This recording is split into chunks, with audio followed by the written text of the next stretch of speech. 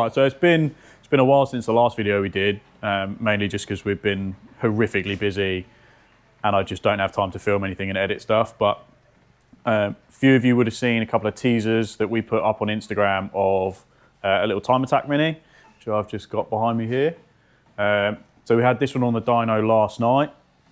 I'm not going to release any figures because it is a competitive car and it's not fair to the owner to share the headline numbers, but this thing is going to surprise some people. It's not running massive boost, but the torque curve is incredible, the power curve's lovely, the delivery's really smooth. Tom, the owner, raced this as an NA 7-port a couple of years ago. Took a year out last year just to get the car prepped and ready.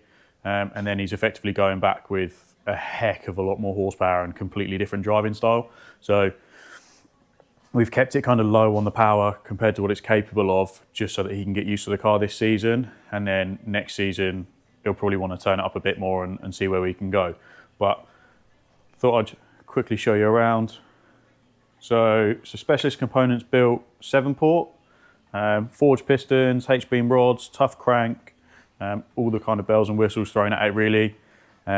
It's got a side mount turbo setup, so this isn't one of ours. I think this is made by Adam at Fabco.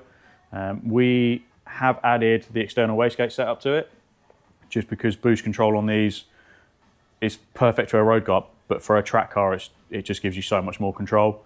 There's a big front mount intercooler that you can see through here. So it's basically as big as we can fit within such a tight engine bay. The constraints on this one is basically the plenum and the start and the alternator. So it's about as big as we can get, but held intake temps around sort of 35, 36 last night, so that was all good. It's mostly been in with us just to kind of throw a couple of parts at it. So it didn't have any sort of breather system on it before, so we've just done a couple of mods to the rocker cover. So utilising existing AN fittings, feed off the timing cover, and then this one's coming off the back of the fuel pump blank, and then just goes into one of our new underwing catch tanks, which you can just about see here. So that's just a large 25mm hose. Works really well. We've done a load of work inside. So Tom's still got to finish off some various little bits and pieces, but this one had one of our new billet shifters installed. Super nice and smooth, so you can see it there.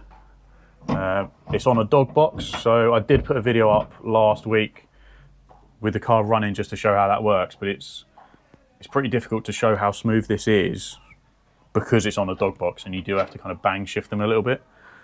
And then a couple of other bits. So it's got some of our time attack bonnet vents going on there. Holes aren't cut out yet, so hence why it looks a bit weird, but that's the same ones that we run on our car. See what else have we done? Just kind of tidied up a load of the vac pipes, just kept everything out of the way, tidied things up a bit, just to make it a bit more easy for him to work on through the season. Minis are great, but they're a pain in the ass to work on just because everything's so tight. Luckily the front end comes off of this, so it makes it a lot easier for him. But yeah, so good time on the dyno last night. I did take a couple of videos that I'll put up just after this, just to show it running. Again, we won't show any figures or anything, but you can see how this thing picks up, how it drives, and it performed really well. So there's plenty of scope in there for more power next season. But as I said, we just want to keep it kind of calm for now. Other bits and pieces that we've got going on. So our car is ready to go now. We did have a load of oil pressure issues that we couldn't quite figure out. Effectively, once you'd primed the pump, it was running perfectly fine.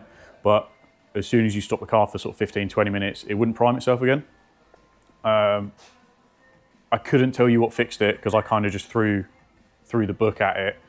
So we put another oil pump gasket in. We did a new gearbox gasket set with a new O-ring just in case.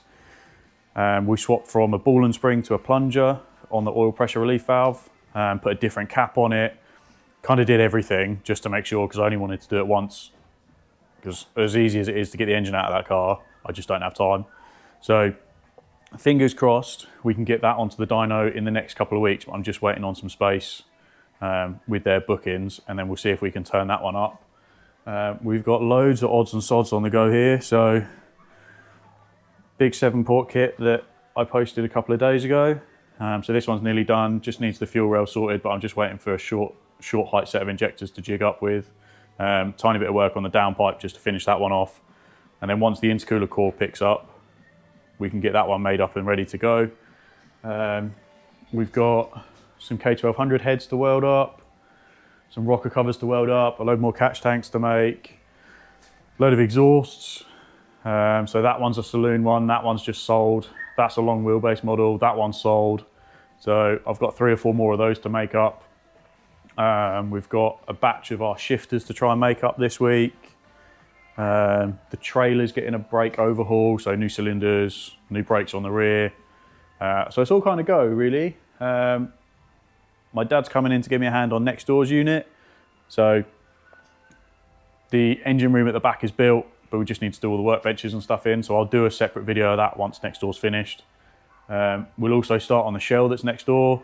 So front's going to come off of that, and then we'll just start cutting a load of the rust out, which probably won't leave a huge amount of steel in there.